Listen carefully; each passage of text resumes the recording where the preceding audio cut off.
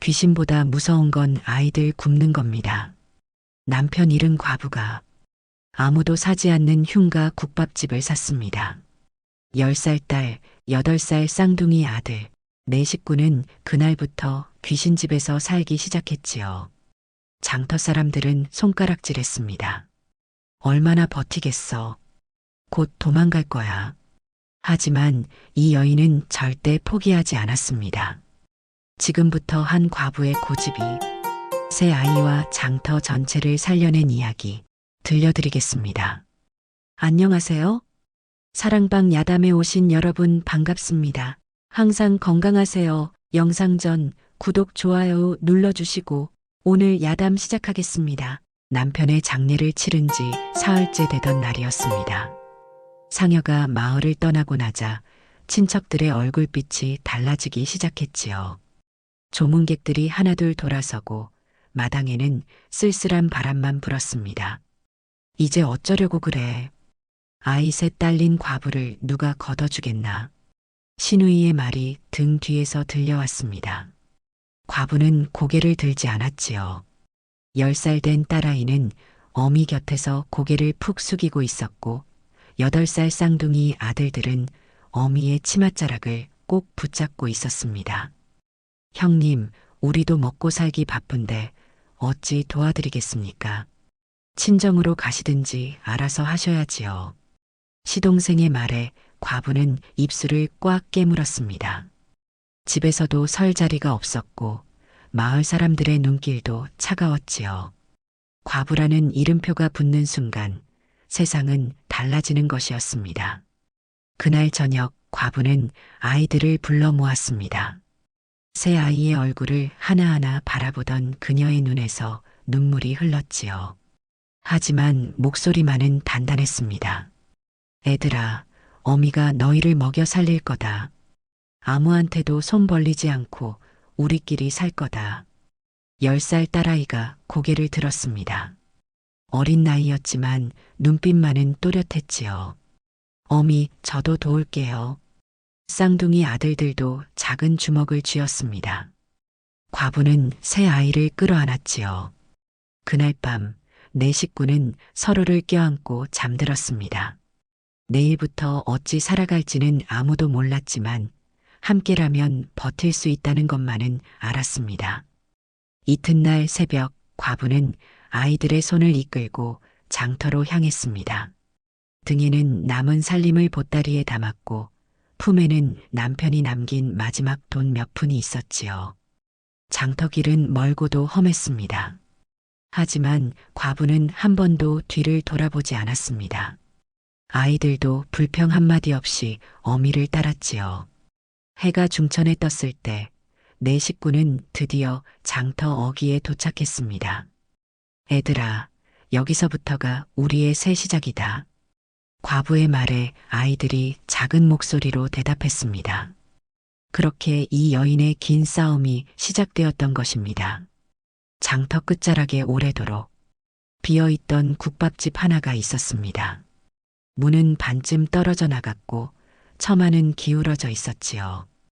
과부가 그 앞에 멈춰 서자 옆가게 주인이 황급히 말렸습니다. 아니, 거긴 안 됩니다. 그 집은 흉가라오. 밤마다 이상한 소리가 난다고 소문났어요. 주인이 3번이나 바뀌었는데 다들 망해서 도망갔다오. 채소 파는 아낙네도 손사래를 쳤습니다. 하지만 과부의 눈빛은 흔들리지 않았지요. 그녀는 흉가라는 그 국밥집을 한참 동안 바라보았습니다. 얼마요? 집주인은 어이없다는 듯 과부를 쳐다봤습니다. 하지만 그녀의 단단한 표정을 보고는 가격을 불렀지요. 남들이 외면하는 집이었기에 값은 터무니없이 쌌습니다. 과부가 품에 지닌 돈이면 간신히 낼 수 있는 액수였습니다. 정말 사시겠소? 거긴 귀신 나온다는 소문이 자자한데 귀신보다 무서운 건 아이들 굶는 겁니다. 과부는 주저없이 계산서를 받아쥐었습니다. 집주인은 고개를 저으며 돈을 받아갔지요. 장터 사람들은 수군거렸습니다. 저 과부 미쳤나 보네.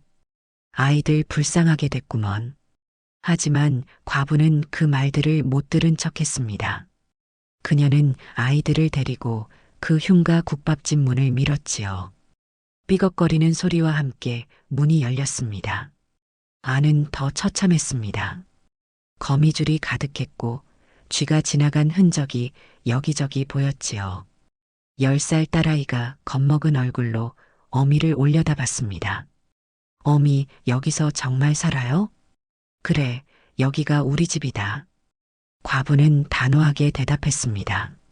쌍둥이 아들들은 구석구석을 기웃거리며 돌아다녔지요. 무섭기보다는 신기한 눈빛이었습니다. 어미, 여기 큰 솥이 있어요. 이 방은 우리가 잘 수 있겠어요. 아이들의 목소리가 텅 빈 집안에 울려 퍼졌습니다. 과부는 그 소리를 들으며 팔을 걷어붙였지요. 자, 이제부터 청소다. 귀신이 있든 없든 우리가 이 집을 다시 살려낼 거다. 그날 저녁까지 네 식구는 쉬지 않고 청소를 했습니다. 거미줄을 걷어내고 마루를 닦고 깨진 그릇들을 치웠지요. 해가 지고 어둠이 내리자 과부는 남은 장작으로 불을 피웠습니다. 애들아, 오늘부터 여기가 우리 집이다. 무섭지 않지? 새 아이는 말없이 어미를 바라봤습니다. 정말 무섭지 않은 것인지, 어미 앞에서 무섭다고 말하지 않으려는 것인지는 알 수 없었지요. 하지만 네 식구는 서로를 꼭 껴안고 그날 밤을 보냈습니다. 흉가라 불리던 그 국밥집에서 말입니다. 다음 날 새벽 과부는 아이들보다 먼저 일어났습니다. 국밥집을 열려면 준비할 것이 한두 가지가 아니었지요. 부엌으로 들어서자 코를 찌르는 쿰쿰한 냄새가 났습니다. 이걸 어찌 쓴단 말인가. 큰 솥은 바닥이 금이 가 있었고 작은 솥도 녹이 가득했습니다. 지붕은 군데군데 구멍이 나서 빗물이 새는 흔적이 역력했지요. 과부는 한숨을 삼켰습니다. 그래도 해야지. 그녀는 녹슨 솥을 닦기 시작했습니다. 팔이 아프도록 문질렀지요. 딸아이가 잠에서 깨어 부엌으로 왔습니다. 어미, 제가 도울게요. 아니다. 너는 동생들 깨워서 세수시켜라. 하지만 딸아이는 물러서지 않았습니다. 작은 손으로 걸레를 집어들고 어미 옆에 앉았지요. 쌍둥이 아들들도 잠을 깨고 나왔습니다. 어미, 우리도 도와줄게요. 그래, 그럼 너희는 장작을 날라다오. 불을 피워야 국물을 끓일 수 있으니까. 네 식구는 해가 떠오를 때까지 일했습니다. 드디어 솥에 물을 붓고 뼈를 넣어 불을 지폈지요. 하지만 불은 제대로 붙지 않았습니다. 굴뚝이 막혀 있었던 것입니다. 아이고, 이것 봐라. 과부는 굴뚝으로 올라가 막힌 곳을 뚫었습니다. 온몸이 재투성이가 되었지요. 그제야 불길이 살아나고 국물이 끓기 시작했습니다. 정오가 되어서야 첫 손님을 맞을 준비가 끝났습니다. 과부는 문 앞에 국밥이라고 쓴 낡은 간판을 걸었지요. 하지만 지나가는 사람들은 고개를 돌렸습니다. 저기 흉가 국밥집 아닌가? 귀신 나온다던데 누가 거기서 밥을 먹나? 해가 기울도록 손님은 오지 않았습니다. 과부는 입구에 서서 지나가는 사람들을 바라봤지요. 쌍둥이 아들들이 배고프다고 칭얼거리기 시작했습니다. 어미, 배고파요. 조금만 참아라. 손님이 오시면 우리도 먹는다. 그때 떠돌이 행색을 한 노인 하나가 가게 앞에 멈춰 섰습니다. 국밥 냄새를 맡은 듯 했지요. 국밥 한 그릇에 얼마요? 20냥입니다. 노인은 품을 뒤적이다가 10냥을 꺼냈습니다. 과부는 잠시 망설이다가 고개를 끄덕였지요. 들어오십시오. 첫 손님이었습니다. 과부는 정성껏 국밥을 담아냈지요. 노인은 후루룩 국물을 마시더니 고개를 끄덕였습니다. 국물이 구수하구먼. 그 말 한마디에 과부의 눈시울이 붉어졌습니다. 해질 무렵 장터에서 일하는 짐꾼 하나가 더 들어왔지요. 그날 손님은 단 2명이었습니다. 저녁이 되자 과부는 남은 국밥을 아이들에게 나눠줬습니다. 맛이 어떠냐고 묻자 새 아이가 대답했지요. 맛있어요, 어미. 세상에서 제일 맛있어요. 과부는 아이들의 머리를 쓰다듬었습니다. 첫날은 그렇게 지나갔지요. 그날 밤 딸아이가 조심스럽게 물었습니다. 어미, 우리 여기서 계속 살아도 돼요? 그럼 여기가 우리 집이다. 귀신이 나오든 말든 어미가 너희를 지킬 게다. 새 아이는 안심한 듯 잠이 들었습니다. 하지만 과부는 잠을 이룰 수 없었지요. 오늘 번 돈으로는 내일 재료를 살 수도 없었습니다. 그래도 포기할 수는 없었습니다. 이 아이들을 위해서라도 말입니다. 사흘째 되던 날부터 과부는 남들보다 일찍 일어났습니다. 아직 어둠이 채 가시지 않은 새벽, 그녀는 제일 먼저 불을 지폈지요. 국밥의 맛은 국물에서 나온다는 것을 알았기 때문입니다. 뼈를 3번은 씻어야 잡내가 안 난다. 과부는 찬물에 뼈를 담가 핏물을 뺐습니다. 1번, 2번, 3번 정성껏 씻어냈지요. 그리고 푹 고아 우러난 국물을 천으로 1번 더 걸렀습니다. 손이 많이 가는 일이었지만 게을리하지 않았습니다. 맛이 달라야 손님이 온다.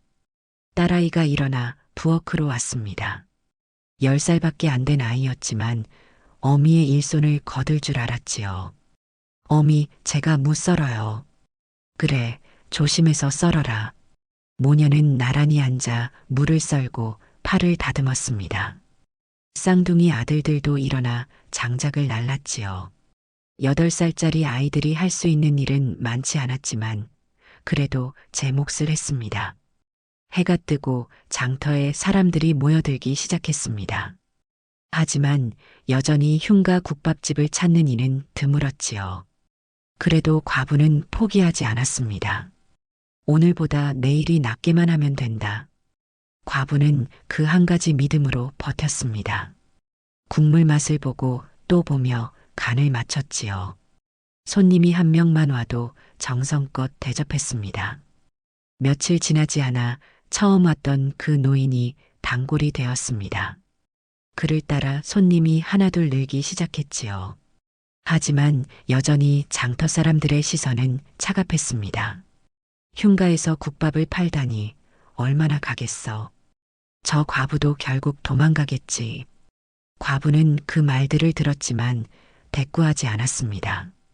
대신 더 일찍 일어나고 더 정성껏 국을 끓였지요. 아이들도 어미의 그 고집을 알았습니다. 어미는 절대 포기하지 않는구나.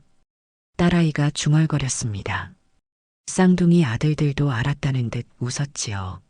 그 모습을 본 과부는 아이들을 끌어안았습니다. 애들아, 세상은 우리를 비웃을지 몰라도 어미는 너희를 절대 굶기지 않는다. 보름이 지나자 단골 손님이 생기기 시작했습니다. 장터에서 짐을 나르는 인부들, 아침 일찍 장을 보러 오는 아낙네들, 그리고 떠돌이 장꾼들이었지요. 그들은 말했습니다. 이 집 국물은 진하고 깊은 맛이 난다. 값도 싸고 양도 푸짐해. 과부는 그 말을 들을 때마다 가슴이 벅찼습니다. 하지만 겉으로는 담담하게 일을 계속했지요. 사람들이 비웃던 선택이 조금씩 빛을 보기 시작한 것입니다. 한 달이 지나자 국밥집에는 조금씩 활기가 돌기 시작했습니다.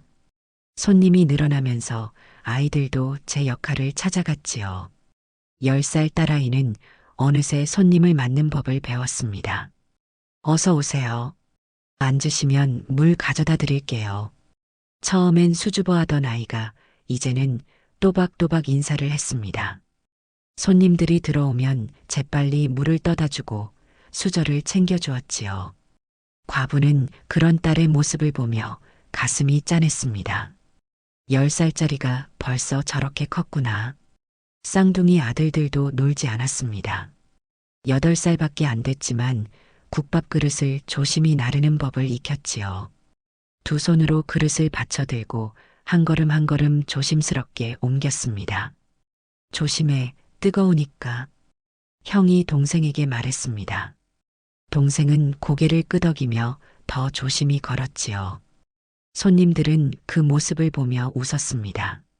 저 꼬마들 참 기특하네. 과부 혼자 키우는 게 저렇게 단단한가 보네. 손님 중에는 떡을 사오거나 엿을 건네는 이들도 있었습니다. 과부는 정중히 거절하려 했지만 손님들이 고집을 부렸지요. 아이들이 예뻐서 그러는 거요. 받으시오. 과부는 두 손을 모아 감사를 표했습니다. 아이들도 어미를 따라 인사를 했지요. 그 공손한 모습에 손님들은 더욱 흐뭇해했습니다. 어느 날 장터의 엿장수 할아버지가 국밥을 먹다가 말했습니다. 애들 눈빛이 참 곱구먼. 힘든 형편에도 굽지 않고 사는 게 기특해. 아닙니다. 애들이 어미를 도와주니 제가 버틸 수 있습니다. 과부의 말에 할아버지는 흐뭇하게 웃었습니다. 그날 이후 할아버지는 단골이 되었지요. 올 때마다 아이들에게 엿 한 조각씩을 몰래 쥐어주곤 했습니다. 쌍둥이 형제는 점점 영리해졌습니다. 손님이 많은 시간에는 설거지를 거들었고 한가한 시간에는 장작을 패서 쌓아두었지요. 과부는 그런 아이들을 보며 눈물을 삼켰습니다. 저 어린 것들이 저렇게 철이 들다니. 딸아이는 더 놀라웠습니다. 손님들의 얼굴을 하나하나 기억했지요. 두 번째 오는 손님에게는 이렇게 말했습니다. 저번에도 오셨죠? 또 와주셔서 감사해요. 그 말 한마디에 손님들은 기분이 좋아졌습니다. 사람은 누구나 자신을 기억해주는 일을 좋아하는 법이었지요. 저 아이 하나는 장사꾼감이네. 채소 파는 아낙네가 웃으며 말했습니다. 과부는 딸의 머리를 쓰다듬어 주었지요. 잘했다. 손님을 기억하는 건 중요한 거란다. 어느덧 장터 사람들 사이에서 소문이 퍼지기 시작했습니다. 흉가 국밥집 아이들 참 예의 바르고 부지런하더라. 과부가 혼자 키운다는데 애들이 저렇게 똑 부러질 수가 있나? 아이들이 가게를 살리기 시작한 것입니다. 손님들은 국밥 맛뿐 아니라 아이들의 모습을 보러 오기도 했지요. 내 식구가 서로 돕고 사는 모습이 보기 좋다고들 했습니다. 저 집은 비록 가난하지만 마음만은 부자야. 장터 끝자락 사람들이 흉가라 부르던 그곳에 조금씩 온기가 돌기 시작했습니다. 그리고 그 온기의 중심에는 새 아이가 있었습니다. 2달째 접어들던 어느 날 밤이었습니다. 과부는 아이들을 재운 뒤 홀로 부엌에 앉아 있었지요.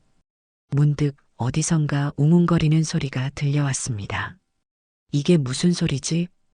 귀를 기울이자 뒤쪽 창고에서 바람 소리가 났습니다. 과부는 등잔을 들고 창고로 갔지요. 문을 열자 헐린 벽 틈으로 바람이 세차게 불어왔습니다. 아, 이거였구나. 사람들이 귀신 소리라 두려워했던 것이 알고 보니 바람 소리였던 것입니다. 과부는 다음날 장터에서 헝겊을 사다가 벽 틈을 막았지요. 그날 밤부터 소리는 멈췄습니다. 귀신이 아니라 그냥 낡은 집이었구먼. 소문은 빠르게 퍼졌습니다. 흉가의 정체가 밝혀진 것이지요. 장터 사람들은 저마다 한마디씩 했습니다. 그러게 귀신이 어디 있나? 사람들이 겁먹어서 안 간 것뿐이지. 저 과부 대단하네. 귀신 소문도 두려워하지 않았으니. 채소 파는 아낙네가 과부에게 다가왔습니다. 저 처음에 말렸던 게 미안하오. 당신 용기가 대단해요. 아닙니다. 그저 아이들 먹여 살려야 했을 뿐입니다. 과부는 담담하게 대답했습니다. 하지만 그날부터 분위기가 달라지기 시작했지요. 사람들이 흉가라고 손가락질하던 곳이 이제는 용기 있는 과부가 일군 국밥집으로 불리기 시작했습니다. 손님도 부쩍 늘었습니다. 귀신 소문이 사라지자 발길을 꺼리던 사람들이 하나둘 찾아왔지요. 이 집 국밥 한번 먹어보자. 귀신집이 아니었으면 진작 올 걸 그랬네. 점심시간이면 자리가 모자랄 지경이었습니다. 과부는 국을 끓이느라 정신이 없었고 아이들은 쉴 틈 없이 손님을 맞았지요. 어미, 손님이 너무 많아요. 딸아이가 행복한 비명을 질렀습니다. 쌍둥이 아들들도 그릇을 나르느라 땀을 뻘뻘 흘렸지요. 하지만 아무도 힘들다고 하지 않았습니다.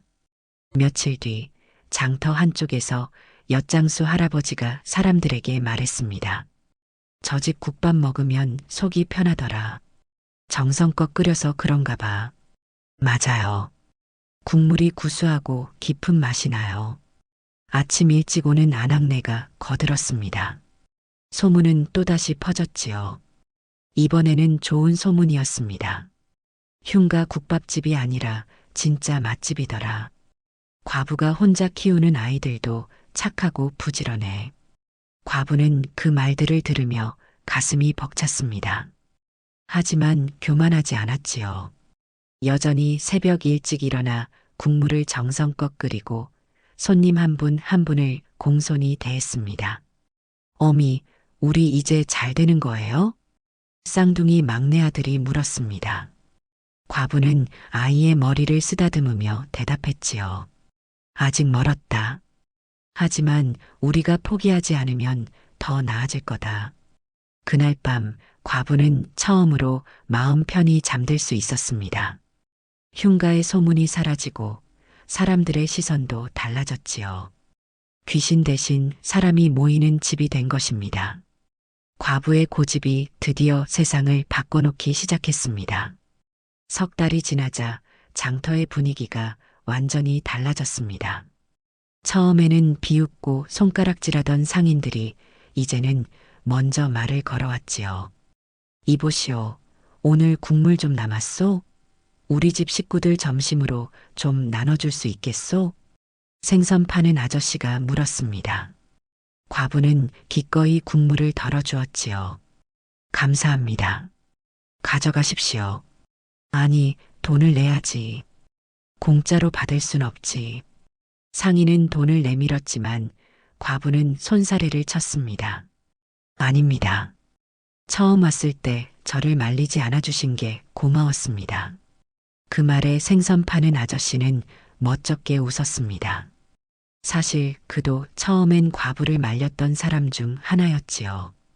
옆 가게 떡집 할머니도 달라졌습니다. 예전에는 지나가며 혀를 차던 분이었는데 이제는 떡을 싸서 건네주곤 했습니다. 애들 간식이라도 먹으라고 주는 거야. 받아. 너무 감사합니다. 과부는 정중히 절을 올렸습니다. 떡집 할머니는 딸아이의 머리를 쓰다듬으며 말했지요. 이 집 딸애 참 잘 컸어. 혼자 키운 것 치고는 예의도 바르고 부지런하더라. 장터 끝자락의 흉가 국밥집은 이제 사람들의 쉼터가 되었습니다. 아침 일찍 장사 준비하는 상인들이 국밥 한 그릇으로 기운을 냈고 짐꾼들은 힘든 일을 마친 뒤 이곳에 들렀지요. 이 집 국밥은 힘이 난다니까. 그러게 국물이 진해서 그런가 봐. 손님들은 저마다 한마디씩 했습니다. 과부는 그 말들을 들으며 보람을 느꼈지요. 하지만 결코 거만해지지 않았습니다. 여전히 손님이 오면 허리를 숙여 인사했고 정성껏 국밥을 내놓았습니다. 당신 참 대단하오. 아무도 거들떠보지 않던 곳에서 이렇게 일궈냈으니. 철물 파는 아저씨가 감탄했습니다. 과부는 고개를 저었지요. 아닙니다. 그저 아이들이 굶지 않게 하려고 했을 뿐입니다. 그 마음이 대단한 거지. 보통 사람은 귀신 소문 듣고 도망쳤을 텐데 상인들 사이에서 과부는 존경의 대상이 되었습니다.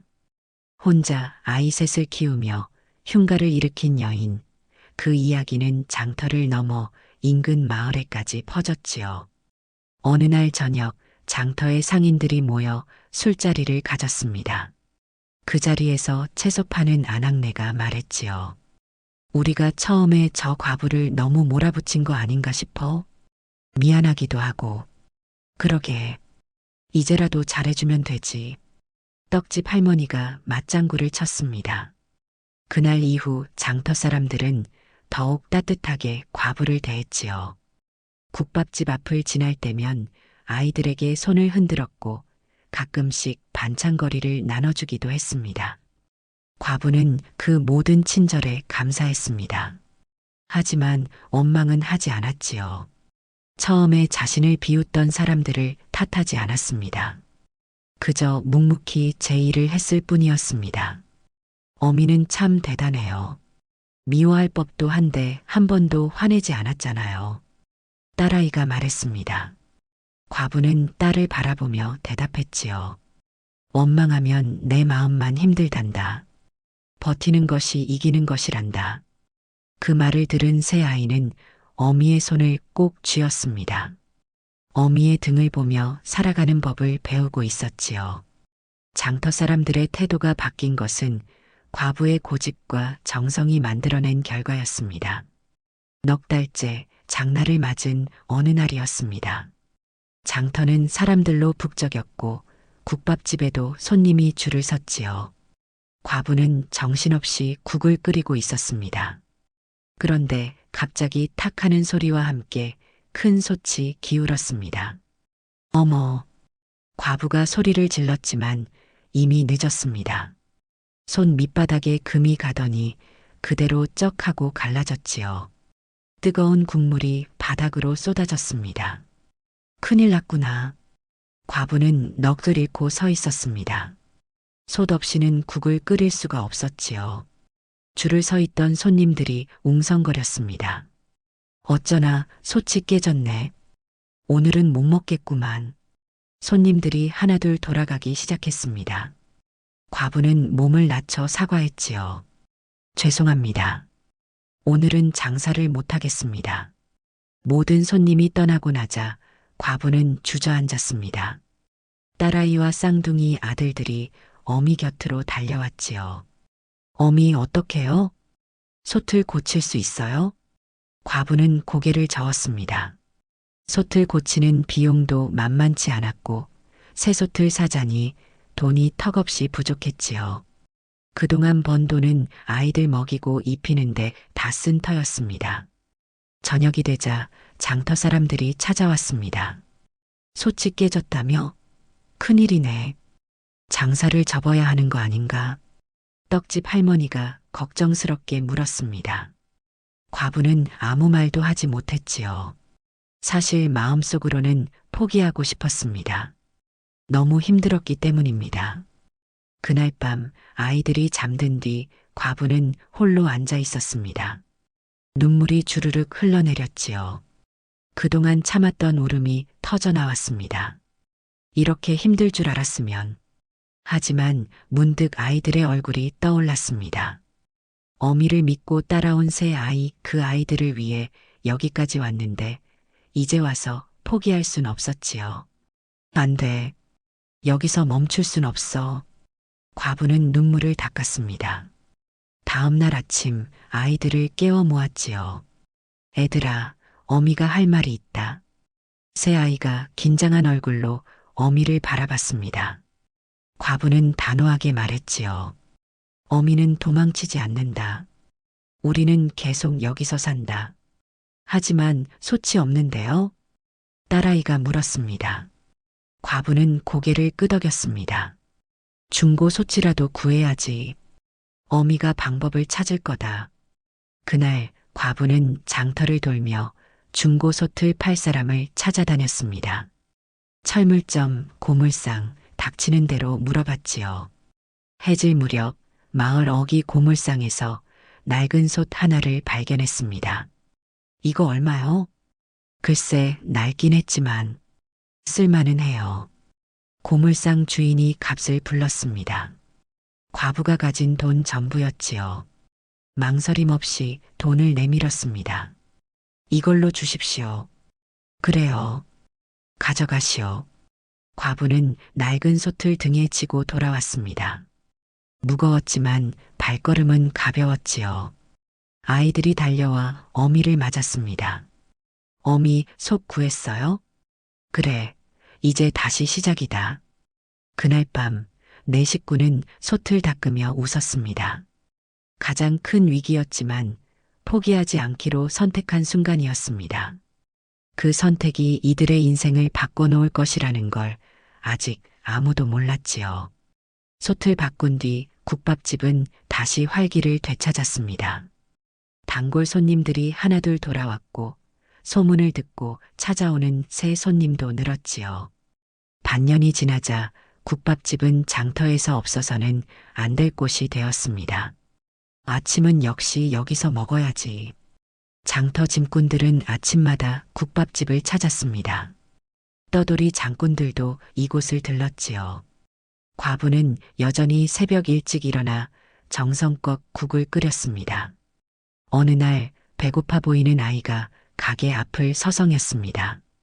과부가 물었지요. 얘야, 배고프냐?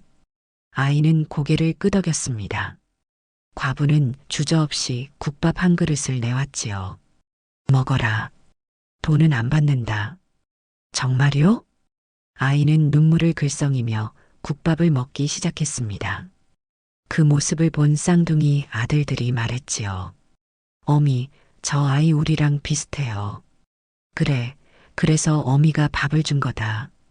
그날 이후로도 과부는 배고픈 아이들에게 국밥을 나눠줬습니다. 돈이 없는 떠돌이에게도 한 그릇씩 주었지요.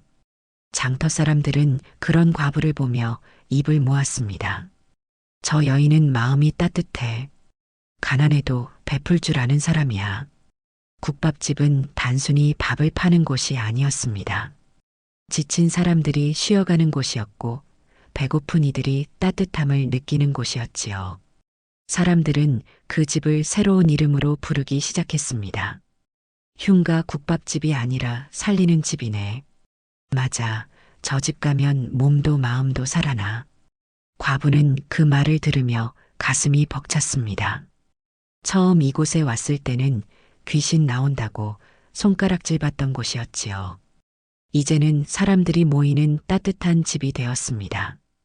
딸아이는 어느새 12살이 되었습니다.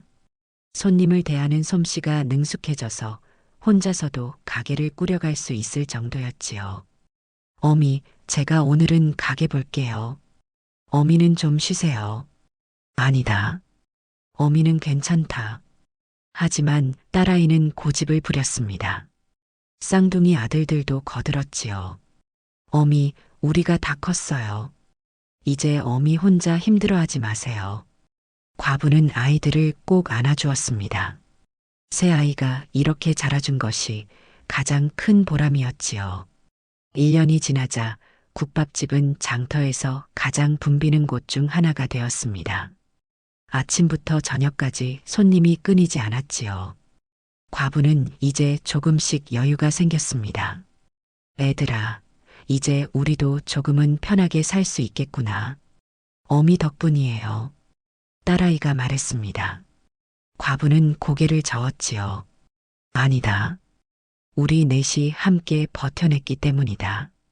그날 밤, 네 식구는 오랜만에 둘러앉아 밥을 먹었습니다. 국밥집 한쪽 작은 방이었지만 그곳은 완전한 집이었지요. 웃음소리가 끊이지 않는 따뜻한 집이었습니다. 장터 끝자락 사람들이 흉가라 부르던 그곳은 이제 진짜 집이 되었습니다. 네 식구의 보금자리이자 장터 사람들의 쉼터가 된 것이지요. 과부의 고집이 만들어낸 기적이었습니다. 세월은 강물처럼 흘렀습니다. 딸아이가 15이 되던 해 과부는 가게 뒤편에 작은 방을 하나 더 지었지요.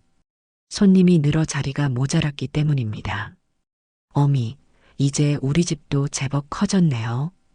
그래, 다 너희 덕분이다. 딸아이는 16세 장터에서 가장 인기 있는 아가씨가 되었습니다. 총각들이 국밥을 먹으러 온다는 핑계로 드나들었지요. 하지만 딸은 어미를 도와 가게를 지키는 데만 마음을 썼습니다. 쌍둥이 아들들은 15이 되자 어미만큼 국을 잘 끓였습니다. 뼈를 고르는 법, 간을 맞추는 법 모두 어미에게서 배웠지요. 형님, 이제 아들들이 다 컸으니 편하시겠어요.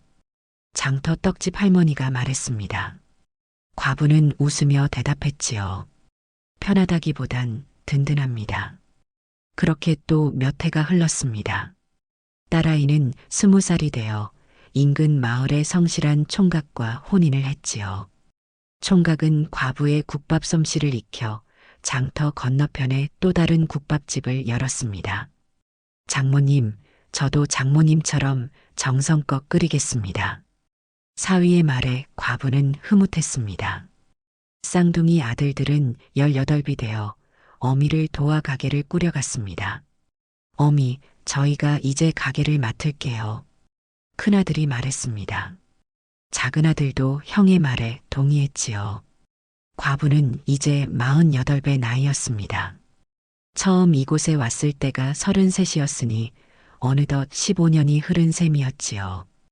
허리도 굽고 손마디도 아팠지만 마음만은 평온했습니다. 그래, 너희가 이어가거라. 과부는 가게 구석에 앉아 아들들이 일하는 모습을 지켜봤습니다. 새벽부터 일어나 국물을 끓이고 손님을 정성껏 대하는 모습이 꼭 자신의 젊은 시절 같았지요. 장터 사람들은 말했습니다. 저 형제들은 어미를 닮아 부지런하고 성실해. 국밥 맛도 예전 그대로야. 어미가 가르쳐준 대로 하나 보네. 국밥집은 이제 장터에서 가장 오래된 가게 중 하나가 되었습니다. 처음 시작한 지 15년이 넘었지요. 그동안 생겼다 사라진 가게가 수없이 많았지만 이곳만은 변함없이 자리를 지켰습니다. 어느 날 옛 친척 하나가 장터를 찾아왔습니다. 과부의 시동생이었지요. 그는 국밥집을 보고 놀란 표정을 지었습니다. 형수님, 여기가 형수님 가게입니까? 그렇네. 과부는 담담하게 대답했습니다. 시동생은 머리를 숙였지요. 그때 형수님을 몰아낸 것 같아 죄송합니다. 이렇게 잘 살고 계실 줄 몰랐습니다. 괜찮네. 다 지난 일이야. 과부는 원망하지 않았습니다.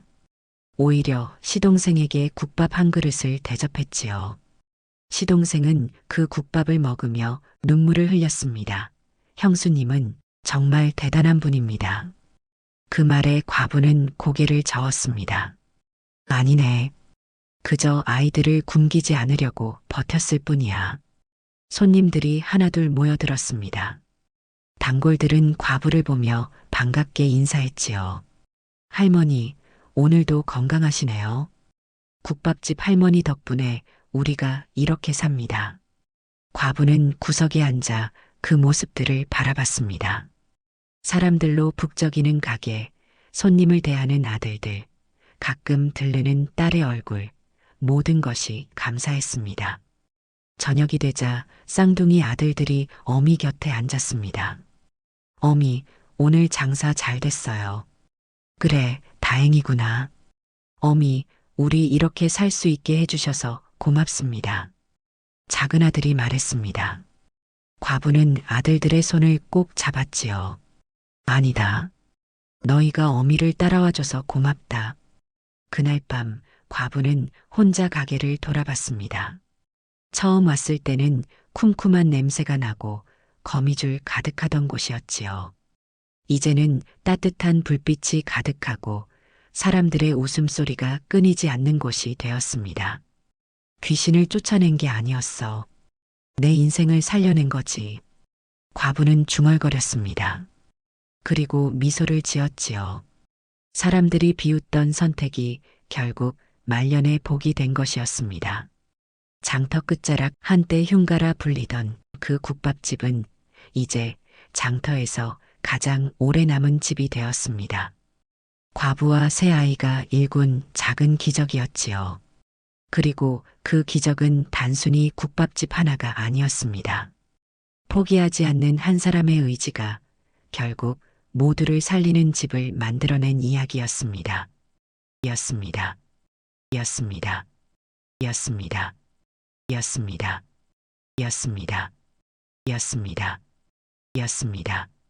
였습니다. 였습니다. 였습니다. 였습니다. 였습니다. 였습니다.